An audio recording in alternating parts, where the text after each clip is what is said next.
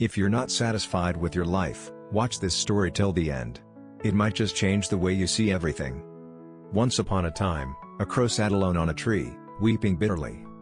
Down below, under the tree, sat a wise monk in peaceful meditation. Suddenly, a tear from the crow dropped onto the monk's cheek.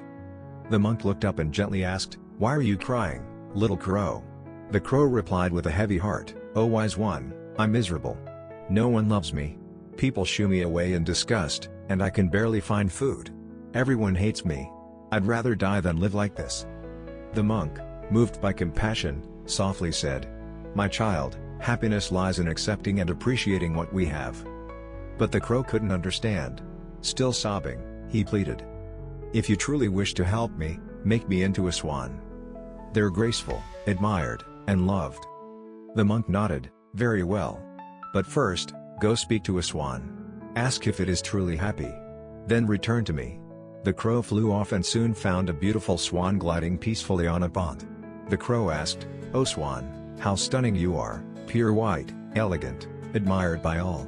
You must be the happiest bird in the world." The swan sighed and replied, "No, my friend. While I may look graceful, I find my color dull. White has no vibrance. I often wish I had the colorful feathers of a parrot. Surely, the parrot is the happiest bird." Excited, the crow flew to find a parrot perched on a branch. The crow said, "O parrot, you're vibrant and beautiful. People adore you. You must be the happiest bird alive." But the parrot shook his head and said, "Not at all. People love my colors, but they also lock me in cages. I live in fear of being captured. I think the peacock must be the happiest.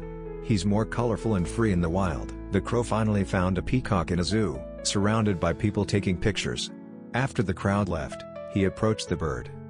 The crow said, "O peacock, you're admired by thousands. People come just to see your beauty. I'm chased away, but you're celebrated. You must be the happiest bird in the world." The peacock sadly replied, "I once believed that too. But my beauty has trapped me. I'm kept in a cage, my feathers plucked for decoration.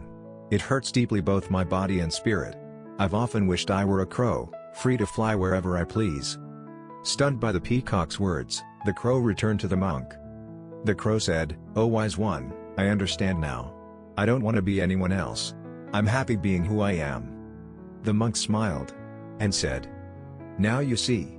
Happiness comes not from comparing ourselves to others, but from accepting and appreciating what we already have. In life, we often compare ourselves to others and fall into sadness. But comparison is the thief of joy. There will always be someone with more, or less, than you. But if you keep looking outside, you'll never find peace within. True happiness lies in contentment. Be grateful for your uniqueness, your freedom and your life. Because the person who is content with what they have is the happiest person in the world."